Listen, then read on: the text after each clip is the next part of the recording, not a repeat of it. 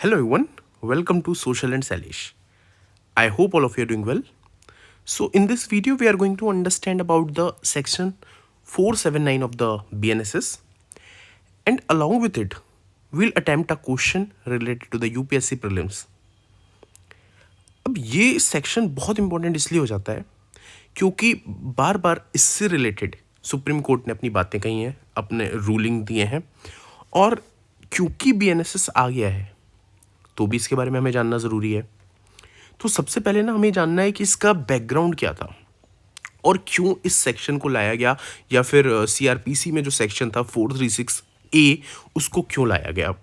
तो यूजुअली क्या होता है कि अगर किसी ने कोई क्राइम किया है या फिर किसी के ऊपर कोई आरोप लगा है और उसको जेल में डाल दिया गया है, मान लीजिए किसी एक बंदे ने कुछ एक क्राइम किया या नहीं किया, अभी ये प्रूव नहीं हुआ है, बट उसको जेल में डाल दिया गया है, और उसको जिसके लिए जेल में डाल दिया गया है, जिस भी क्राइम के लिए, उसकी मान लीजिए सज़ा है 4 साल,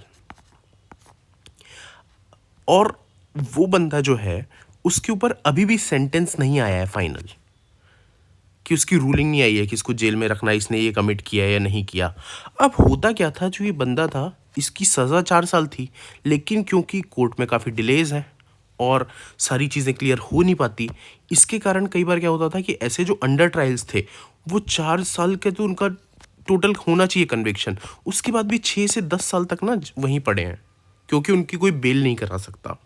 सो ये जब चीज़ें पता चली गवर्नमेंट को, कोर्ट को, तो गवर्नमेंट ने क्या किया, कोर्ट ने क्या किया कि कोर्ट ने बोला कि भाई साहब आप कुछ ऐसा लाओ कि जिससे ये हो कि अगर कोई एक बंदा है जिसको अरेस्ट किया गया है और जिसका सेंटेंस अगर मान लीजिए 4 साल ही है, और उसने अगर अपना 4 साल बिता लिया है, तो उसको एनी हाउ रिहा करो, और अगर उसका आधा टाइम हो गया है जैसे कि 2 साल, तो उसको बेल मिल सकती है, वो अप्लाई कर सकता है बेल के लिए, और सुप्रीम कोर्ट को या जो भी कोर्ट है लोअर कोर्ट उसको कंसीडर करना चाहिए।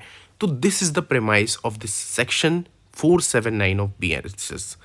अब ये जो आया था अमेंडमेंट, तो वो आया था 2005 में, जिसमें कि सेक्शन 436A इंट्रोड्यूस किया गया था जो सिमिलर चीज़ कहता था, बट इसमें एक एक्सेप्शन बस ये था कि जो भी ऑफेंस पनिशेबल है विद द डेथ सेंटेंस उसमें ये अप्लाई नहीं होगा। ओके, बाकी जितने भी केसेस हैं उसमें कोर्ट बेल दे सकता है।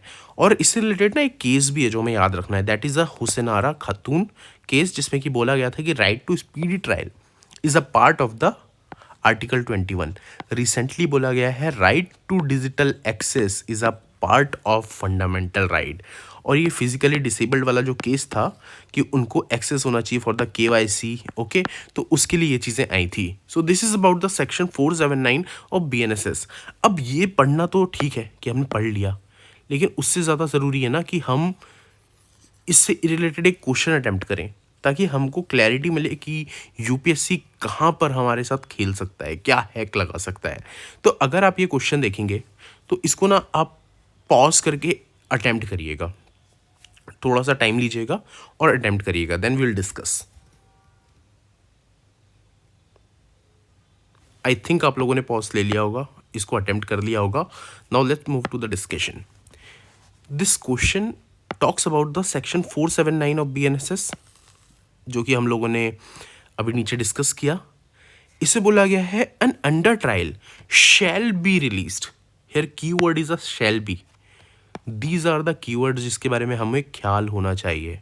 Okay, so this question talks about the shall be released.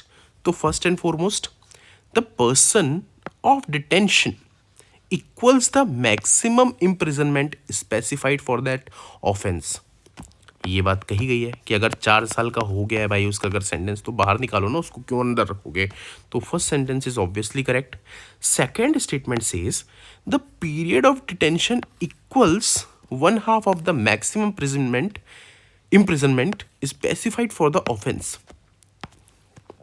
बात तो सही है कि उसको मिल सकता है, बट यार शेल की जगह ना मे बी होगा इन दैट केस, कि शैल नहीं है कि उसको निकालना ही, मतलब कि ऐसा नहीं है कि उसके अगर 2 साल हो गए तो उसको छोड़ ही देंगे, भाई वो अप्लाई कर सकता है। Okay, so it is like that only. तो सेकंड क्वेश्चन इज गलत, मतलब सेकंड स्टेटमेंट इज गलत। Third statement, the offence is punishable with death. तो भाई शैल be released punishable with death है, तो ये तो एक एक्सेप्शन है ना, उसमें बोला गया है। तो third statement is incorrect, so answer will be A. So this is about the section 479 of BNSS। अब ये एक क्वेश्चन है जिसका कि आपको आंसर मुझे कमेंट सेक्शन में देना है। A person is accused of an offence punishable with the maximum imprisonment of the 6 years and not punishable with the death. He has been in detention for the 3 years and 2 months without any trial.